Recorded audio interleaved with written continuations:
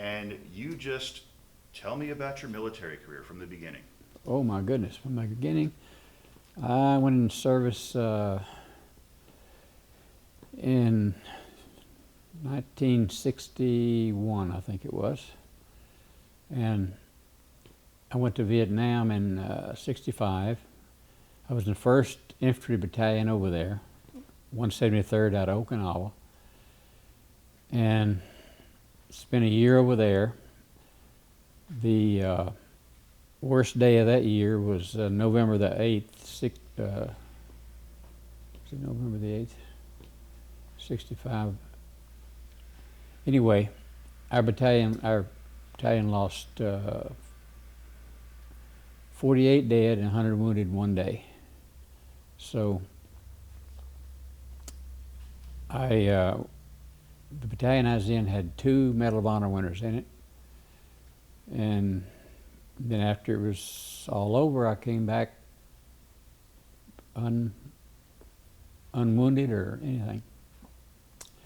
And then, next thing I did, I came back to Special Forces in '69, '70. And in 1970, I had a mountain yard company, just like the Indian tribes over here, and I had a Cambodian company. And me and there's 2 of us, 2 E6s, had a mountain yard company, and we went and did a BDA on a B-52 strike, and that B-52 strike hit the people that was coming in to take our camp, and that was very unusual in Vietnam because most of them didn't hit them. But we went out and found all kind of where they hit them. So that saved the camp. The Air Force and whoever reported that saved that camp. And then right before I came back, they gave me and him had been out more than anyone else, so they gave us a Cambodian company, because that's when I think it was Nixon was going to go into Cambodia. Well, the commander of that company was named Den Rett, and we got along real good. And he wanted me to stay over there, but I didn't. I come back. But the big deal on that company is we went out one day and we had a couple of Cambodians killed. I didn't know anything about what they do. So I came back and I was up in the team room. The next day you come back, you get off, so for one day. And here come Den Rett, and he says, "Hey," he said, go get your truck. We got to go into town and get 2 caskets, some whiskey, and some wood." I said, "Okay." I said, we went in and went down and got the wood, got the 2 caskets, brought them back. And we got back and he said, "Okay, go over and get 2 new uniforms. We got to put these people in new uniforms." I said, "What are you talking about?" He said, "Well, we're going to burn these 2 people and we're going to take them back into Cambodia and put them in a pagoda." And I looked down and there was an old woman sitting over there on the ground. I said, "Well, what's she doing?" She said, "Oh, she's got to sit there and cry." And I said, "Well, what about these 3 old men?" "Oh, they're weather forecasters. We got to burn that so the smoke goes away from the camp." I said, "Oh, okay."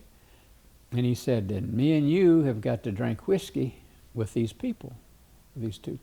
So he'd give them a little bitty sup, and me and him would take a big sup. So, and then I looked out there, and they had 10 snake dances. You know what the snake dance is? So he said, "Okay," and everyone over the medic is a Boxy. He said, "Okay, Boxy, go get the commander. He's got to make a speech," American commander. He didn't know anything about it. So I went and got him. I told him, he said, "Okay." He came down and made a 10-minute speech, and he headed back. And he said, "Okay, it's your time to make a speech." And I said, "Oh, man, I had no idea." And I said, "Well, what can I do to get out of this?" I said, "Oh, I know." I said, Den, I said, you see all those snake dances? You put them all together in one dance. But wait, I missed part of it.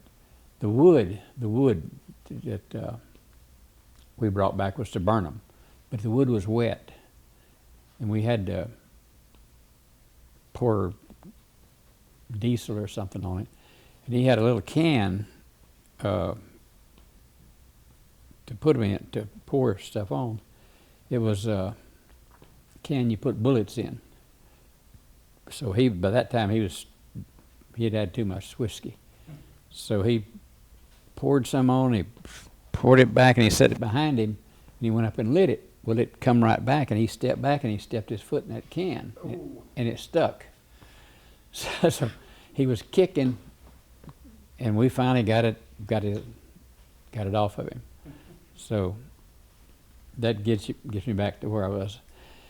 And he said, you got to make a speech. And I said, okay, and get them all together.